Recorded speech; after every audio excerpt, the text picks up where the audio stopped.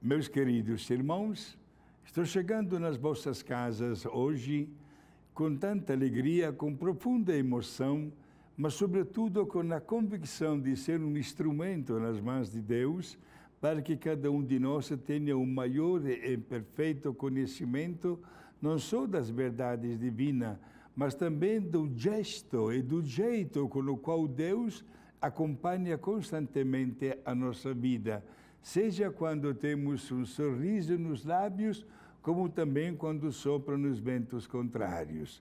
Sou o padre Guido Mottinelli, religioso da Congregação dos Padres Rogacionistas. Sou natural de Milão, da Itália, desculpe o meu sotaque, mas todo o meu sacerdócio, mais de 50 anos, vividos até hoje aqui no Brasil. O tema que quero apresentar para os senhores é um tema muito delicado e que tantas vezes até se evita de falar e de conversar por falta de conhecimento e, ao mesmo tempo, pela nossa mesma fraqueza humana que vive de emoções e às vezes pensamos só em emoções positivas. E talvez quando um assunto é um pouco delicado, preferimos, digamos assim, evitar de falar. Vou falar exatamente da ação pastoral do exorcismo. Sou padre exorcista da Diocese de Bauru, São Paulo, já há 8 anos e exerço este ministério praticamente todos os dias. Atualmente estou acompanhando de perto mais de 300 casos e só tenho que louvar a Deus também pela sua intervenção nos momentos difíceis da nossa vida. São tantas as perguntas que se apresentam porque a imprensa não fica de lado, e o cinema mais ainda, ou às vezes as experiências ou até alguma coisa que passa na nossa cabeça, logo comunicamos para outras pessoas pensando de encontrar uma ajuda e talvez esta ajuda não vem.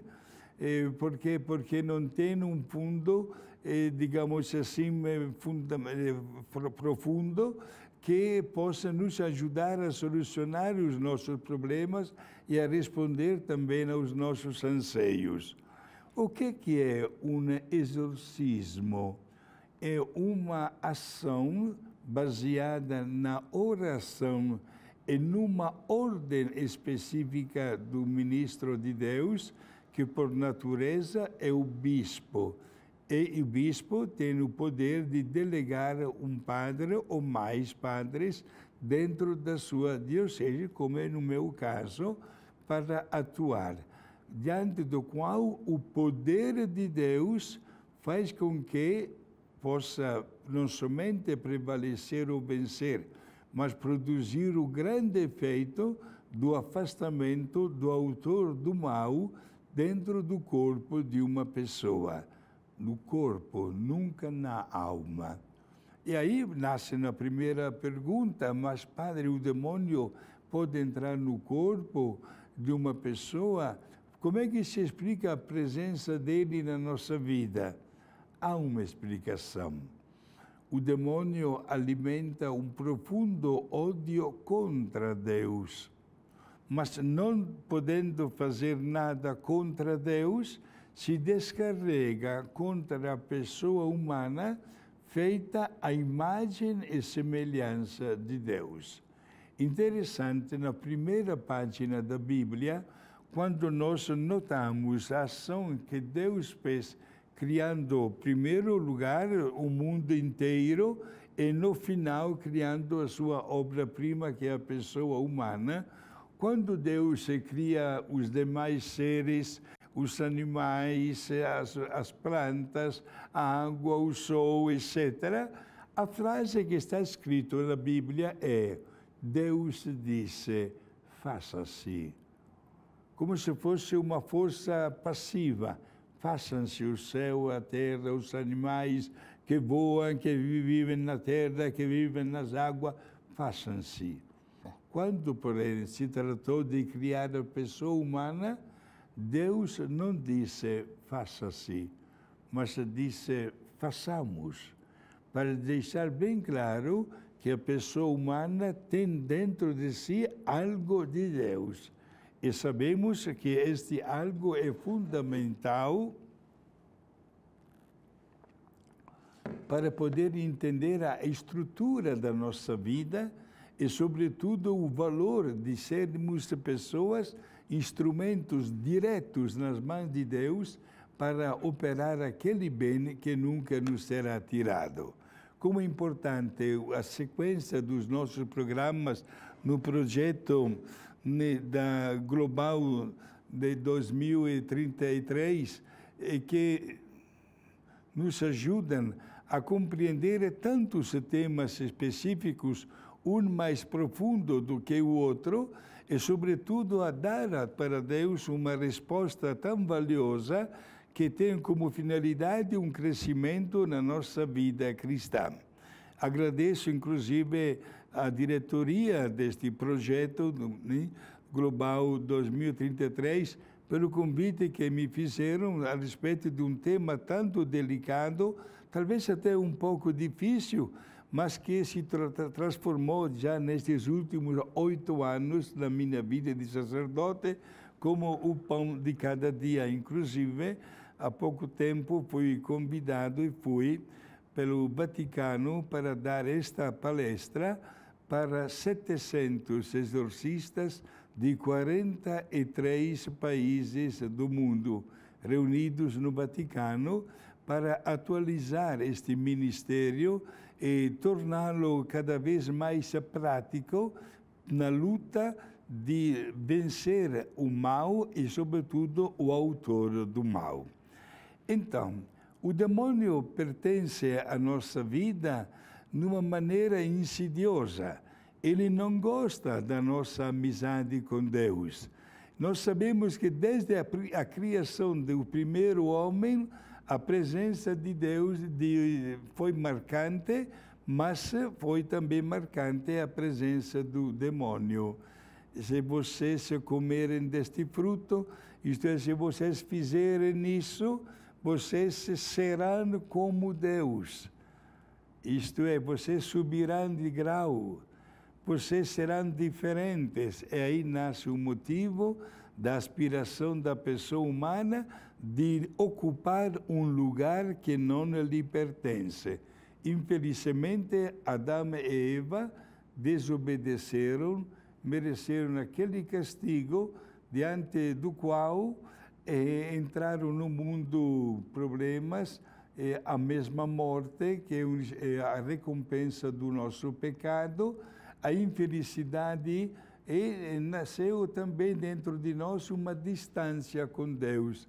Ainda bem que Deus, na sua infinita bondade, como um verdadeiro Pai que quer só o bem dos seus filhos, na história do Antigo Testamento, mandou aqui na Terra inúmeras pessoas, uma mais santa do que a outra. Mas a acolhida aqui na Terra não foi das melhores. Pessoas santas, justas, pessoas com a palavra de convicção profunda, mas não foram aceitos. Os homens preferiram as trevas, diz o Evangelho de São João. Ao invés de preferir a luz, preferiram permanecer nas trevas. E sabemos que os grandes profetas, por exemplo, morreram todos assassinados, vejam só. Mas a bondade de Deus não parou aí.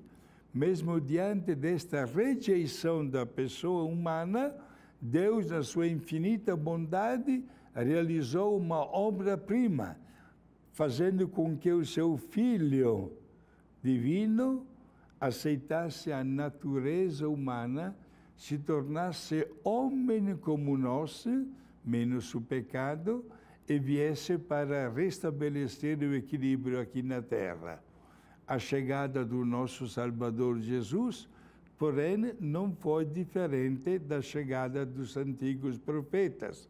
Sabemos, no resumo de pouquíssimos segundos, uma manjedoura para ele vir ao mundo, uma cruz para ele cair fora, com 33 anos de idade. Hoje, como nunca, sentimos a grande necessidade de pensar seriamente nesta ação de Deus e na resposta da pessoa humana. Eis porque vivemos numa inquietude que somente vai terminar quando encontraremos aquele bem que nunca nos será tirado. E Deus dá para cada um de nós 3 grandes qualidades que, muito bem usadas em uma maneira gratuita, vencerão sempre o mal: a inteligência, a vontade e a liberdade. E aí que o demônio fica não somente com grande raiva, mas entra na vida da pessoa humana fazendo de tudo para criar uma distância com Deus. São 4 as maneiras da ação do mal em nossa vida: tentação, infestação, possessão e obsessão. Tentação significa um distúrbio na nossa liberdade e na nossa vontade. Ninguém escapa disso, nem o mesmo Jesus na sua natureza humana. Jesus também foi tentado. O evangelista Mateus, Marcos e Lucas falam até de 3 tipos de tentações que Jesus sofreu. Depois de um jejum de 40 dias, estava com fome, era homem como cada um de nós. E o demônio lhe disse: se tu és Deus, transforma estas pedras em pão e come à vontade. Jesus responde: não só de pão vive o homem. O demônio leva Jesus no alto de uma torre. Ele diz: se tu és Deus, joga-te para baixo. Os anjos vão te ajudar. Você não vai se machucar. Jesus responde: está escrito, não tentarás ao teu Deus. Ainda insatisfeito, o demônio leva Jesus no alto de um monte e lhe mostra um panorama nota 10, belíssimo. Ele disse: tudo isso vai ser teu se você de joelho me adorarás. A resposta de Jesus está escrito: adorarás somente ao teu Deus. O demônio vai embora, mas o evangelista São Marcos acrescenta uma frase muito significativa.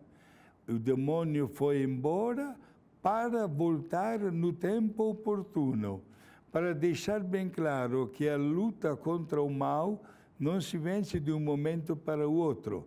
Sofreremos sempre tentações, mas o catecismo ensina muito bem que a tentação não é pecado, é uma provação diante do qual Deus não pode permitir que sejamos tentados além dos nossos limites. Deus dá toda a possibilidade de superar uma tentação. Às vezes, nós, padres, recebemos pessoas que vêm confessar-se e dizem até com sinceridade: padre, sofri uma tentação tão grave que não aguentei e acabei pecando. Mentira. Não diga uma frase desta a um sacerdote, porque é contra a fé. Deus sabe quais são os teus limites e não permite que você seja tentado além da tua capacidade. Portanto, se vocês ganham uma tentação e vence, agradeça a Deus. Mas se peca, é porque você quer pecar. Olha, minha gente, e aí nasce exatamente uma pergunta. Qual é a defesa? Qual é a pastoral que a igreja ensina diante desta primeira manifestação do demônio? Fuga das ocasiões. Se eu sei que um determinado produto não me faz bem, eu não devo pegar aquela cozinha. Fuga das ocasiões. Segundo, pensar nas consequências dos nossos atos, que só criam um mal-estar, uma falsidade ideológica, um sorriso que não convence a ninguém, porque não estamos bem com Deus. Quando se pensa nas consequências dos nossos atos, vamos adquirir de imediato uma grande força para dizer o nosso sim, ou se for o caso, até o nosso não. Meus amigos, a igreja oferece também outros meios ou mecanismos para poder superar as tentações. Evitar as ocasiões, pensar nas consequências, frequência dos sacramentos, especialmente da Eucaristia e da confissão, profundo amor a Nossa Senhora, consagrando a ela tudo que nós realizamos dia e noite, manter-se sempre ocupado, não dar espaço à nossa fantasia. E, sobretudo, quando nós enfrentamos também com a nossa mente determinados assuntos referentes à fé, não vamos transmitir isso para qualquer pessoa. Se for um sacerdote, é claro, ele saberá nos orientar. Mas não vamos fazer, digamos assim, deste assunto um assunto de conversa com qualquer pessoa por aí, porque cada um tem o seu ponto de vista e aí nasce a confusão. Poderia desde já adiantar, como sacerdote exorcista, que eu recebo pessoas que estão, como se diz na gíria, no fundo do poço, pelo péssimo uso da língua e por ter falado para cá e para lá à toa, como se diz, sem conhecimento da causa, e receberam estas pessoas e continuam até hoje recebendo orientações diferentes. Gente, vamos dar um basta nisso. Vamos somente procurar aquela pessoa que nos pode orientar em nome e com a palavra de Deus. O segundo estado, a segunda presença do demônio na nossa vida é chamada de infestação. Isto é, o demônio usa o seu, entre aspas, poder, Deus lhe permite isso, mas permite em força de uma provação da nossa fé, o demônio manifesta uma sua presença numa maneira sutil, com tantas coisas que acontecem ao nosso redor e que não se explicam pela natureza. Tantas vezes nós não dormimos bem, temos problemas físicos, passamos na frente de um televisor, de repente liga, passamos na frente de uma geladeira, abre sozinha, estamos prestes a entrar no quarto da nossa casa, e enquanto preparamos a chave, a porta se abre, etc., né? E já ficamos apavorados. Cuidado, saibam de uma coisa, a presença sutil do autor do mal se explica, sobretudo, onde alguma coisa a favor dele já aconteceu. Por exemplo, um caso prático, estamos mudando de casa, vamos para uma outra casa ou vamos para um novo apartamento, ótimo.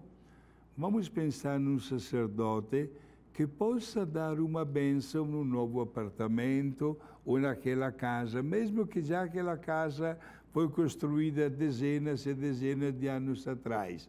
É sempre bom uma presença do sacerdote. Aí vem uma pergunta, por quê? Porque o demônio, se numa casa, ou num terreno, ou num apartamento, se praticavam cultos a favor dele, e hoje não se pratica mais, deixa um sinal. Esta que é a infestação. E o sinal se manifesta nas pessoas, se manifesta num ambiente, se manifesta num animal, se manifesta dentro de um carro, etc. Portanto, quanto mais nós procurarmos a Deus, e também queremos esta presença do sacerdote, mais oportunidades nós teremos de sair vitoriosos.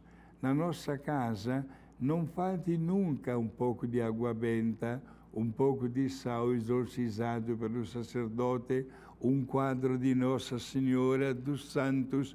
Se temos uma criancinha, também uma imagem do anjo da guarda no quarto da criança.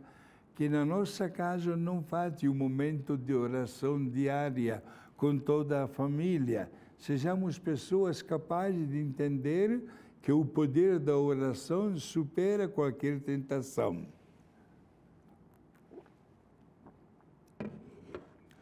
Há pessoas, meus amigos, que chegam a dizer: Padre, estão acontecendo alguns fenômenos meio esquisitos até na nossa casa, estão aparecendo até bichinhos em todos os lugares, e não sabemos como fazer para nos libertar disso.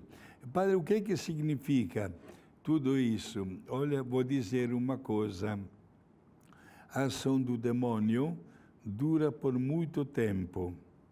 Ele não cansa de atrapalhar a vida do autêntico cristão. Um dia me chamaram para dar uma bênção numa casa, eu fui. E antes de começar a oração da bênção, eu fiz uma pergunta. Poderia dar uma rápida olhada, 20, 30 segundos no máximo, a todas as peças da casa? Aqui estamos na cozinha, vamos na sala de recepção, vamos no dormitório, vamos no banheiro, na sala. Pois não, padre, com toda alegria me acompanharam. Eu só quis olhar esses quartos. Chegando novamente na sala da cozinha, eu fiz uma pergunta. Escuta, notei que todos os quartos da casa têm o mesmo piso, mas tem um quartinho onde o piso é diferente.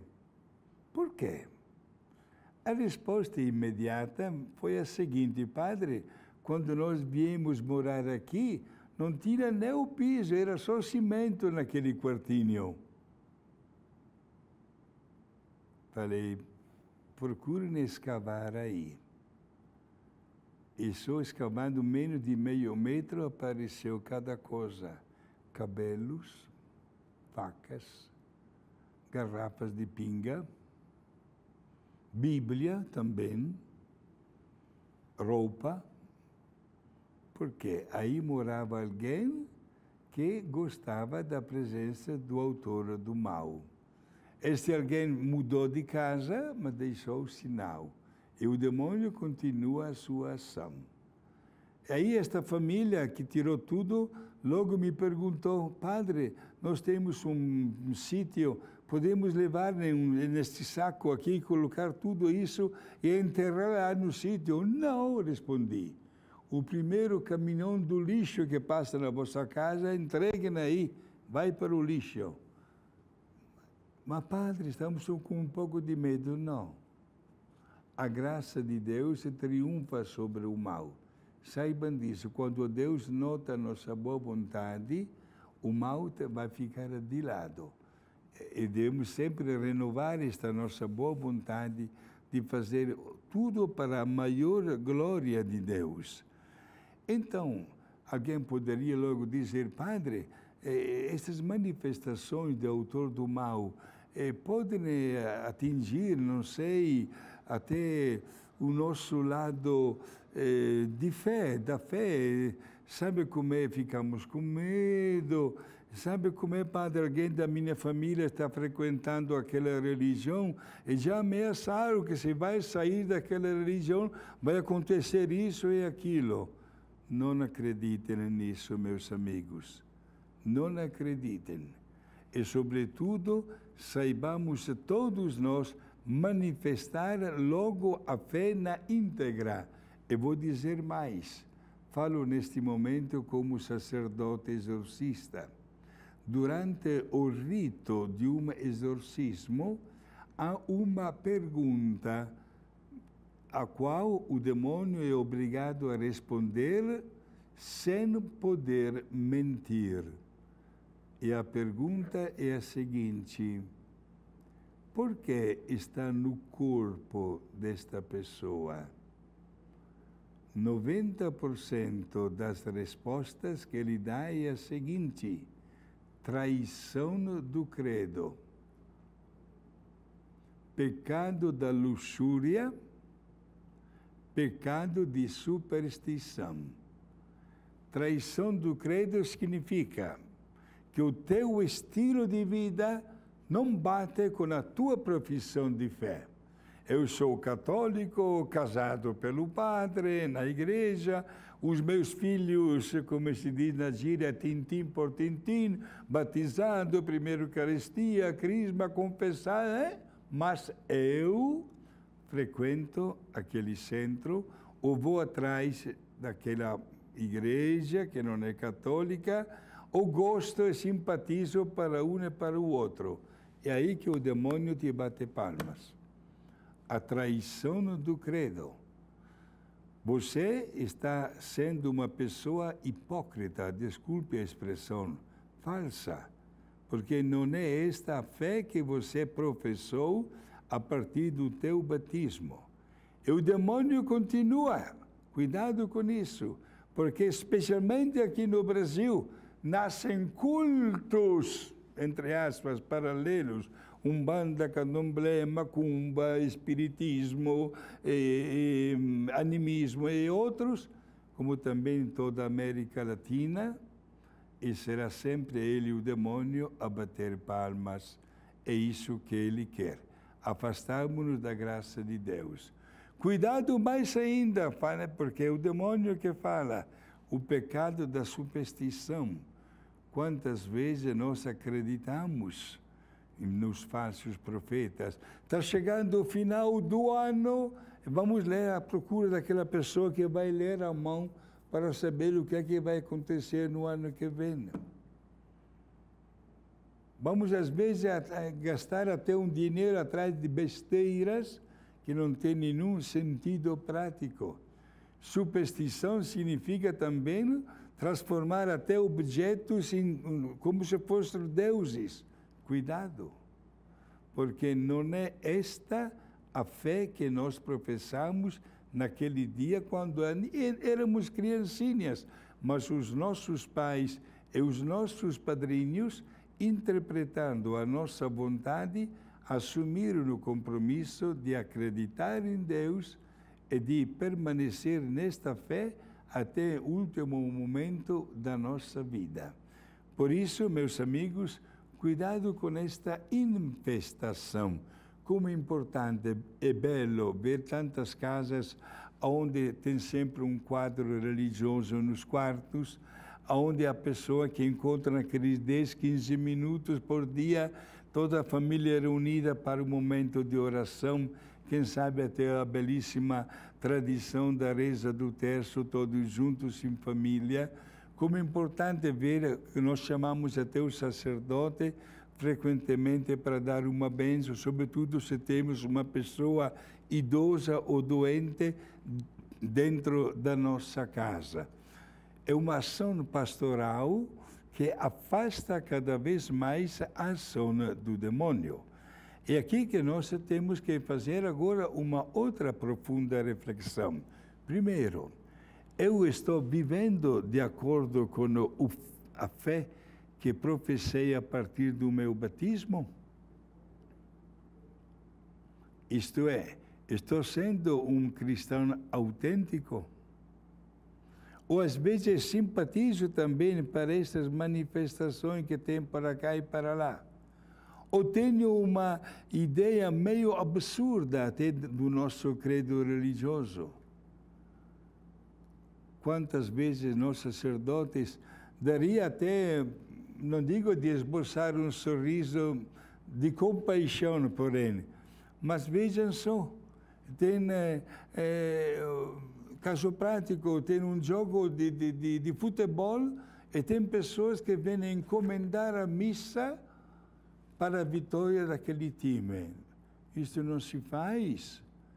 Lembro até no último carnaval, houve uma mulher que veio marcar a missa para a vitória daquela escola de samba. Mas não se faz isso, gente. Aqui entraria, deveria estar aqui não o Padre Guido, mas um grande santo, o nome é Agostinho, que viveu 1700 anos atrás e que escreveu até um livro com um título diferente, O Silêncio de Deus, quando ele quer explicar por que Deus não atende a tantos nossos pedidos, dizendo, mas vem cá, Jesus fala, tudo que vocês pedirem em meu nome, o Pai vos dará. Buscai e achareis, batei e abrir-se-vos-á, procurai e encontrareis. É Jesus que fala, e ninguém pode duvidar da palavra de Jesus. Pelo outro lado, porém, Padre, dizem algumas pessoas, parece que Deus esteja um pouquinho surdo, porque eu estou pedindo de acordo com a fala de Jesus, mas Deus Pai parece que não quer atender. Santo Agostinho responde a esta pergunta e diz, Deus não atende aos nossos pedidos quando se realizam 3 efeitos na nossa vida. Ele escreveu o livro em língua latina e justifica o silêncio de Deus com 3 palavras-chave em língua latina, bem parecidas, mali, mala, malo. Mali significa quando nós não estamos bem com Ele, quando nós carregamos o peso de um pecado grave. É necessário primeiro libertarmos-nos do pecado para depois dialogar com Deus. Entenderam? É muito importante aquela página do Evangelho, quando apresentaram aquela mulher em flagrante adultério e disseram para Jesus, a nossa lei manda apedrejar até a morte uma mulher assim. Jesus não responde nem sim, nem não. Pegou uma pedra e disse aquela famosa frase, quem de vocês estiver sem pecado, seja o primeiro a tirar a pedra. E sabemos, o Evangelho fala bem claro, todos foram embora.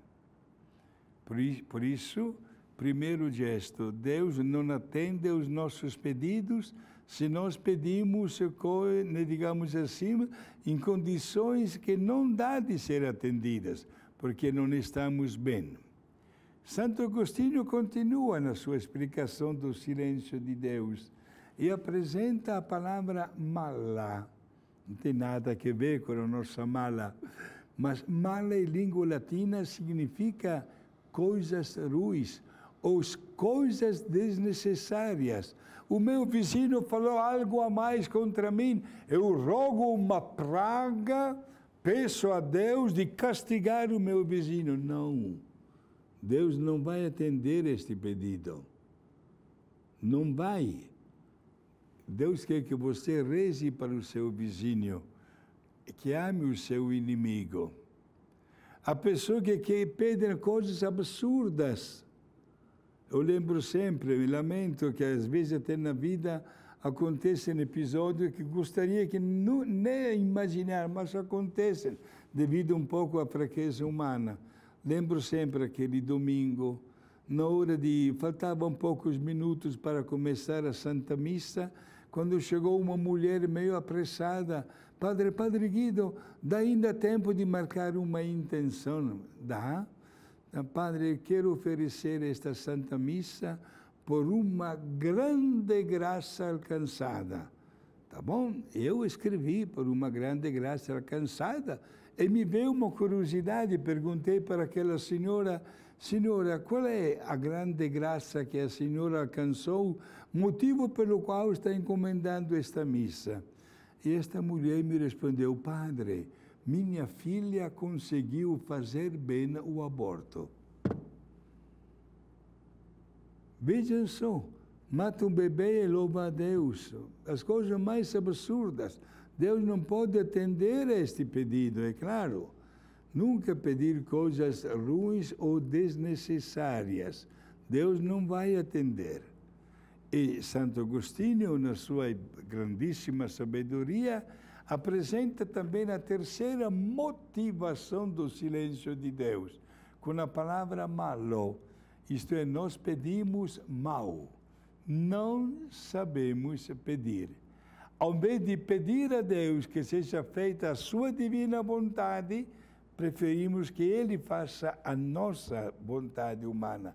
E nem sempre os nossos projetos humanos batem com a vontade divina. Digamos logo a verdade, gente, se dependesse de nós, não deveria existir nenhuma farmácia por aí. Mas sabemos que o nosso corpo, a nossa natureza requer isso. A nossa idade, tantas vezes até avançada, requer a presença dos remédios, etc. Isto é, fazer a vontade divina significa aceitar plenamente o seu projeto que quer alcançar um objetivo, a nossa santificação. Gente, as 4 maneiras com as quais o demônio se manifesta, olha que é um estudo, é uma meditação esta que estou oferecendo no projeto Global 2033, que vale a pena ser estudado, porque todos nós, feitos à imagem e semelhança de Deus, recebemos um marco também do inimigo de Deus. Mas não tenhamos medo, tenhamos a alegria de vencê-lo através da nossa fé. Interessante aquela vez que fizeram uma entrevista a um grande sacerdote exorcista a serviço do Vaticano, Padre Gabriel Amort, que foi exorcista por mais de 30 anos, e o jornalista lhe perguntou: Padre, mas o senhor não está com medo do demônio? E o Padre Gabriel respondeu: não, é ele que está com medo de mim.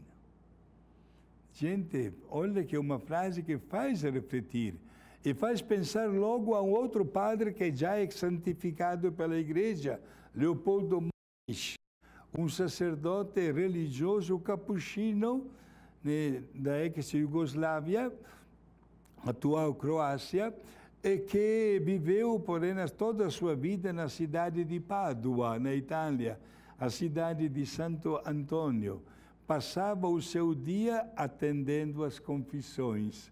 E quando era chamado para fazer um exorcismo, ele ia naquela casa onde havia aquela pessoa possuída pelo demônio e mandava embora o demônio sem fazer nenhum ritual, sem aspergir água benta, sem colocar a estola na cabeça, nem, sem nada disso, sem mostrar nem crucifixo.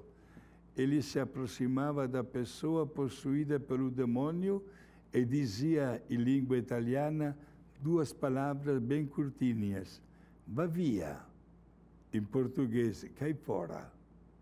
E o demônio lhe obedecia. E aquela pessoa ficava liberta na hora mesmo. Era o demônio que estava com medo dele, deste padre capuchino, hoje santo, Leopoldo Mandić. Meus amigos, é um assunto que merece ser estudado com calma. Por isso que vou dedicar mais um tempo para conhecer o caso de possessão e o 4º caso da presença do demônio, fenômeno que requerem depois a ação pastoral do exorcismo, isto é, o que o sacerdote faz em nome da igreja para afastar o demônio da pessoa humana. Então, prezados amigos, no próximo bloco vamos continuar esta ação do demônio, enfrentando o tema da possessão e da obsessão. E também falaremos da ação pastoral da igreja, que através do exorcismo liberta aquela pessoa da cilada do inimigo e transforma a tristeza em alegria, a serenidade que pode e que deve sempre animar a vida do autêntico cristão.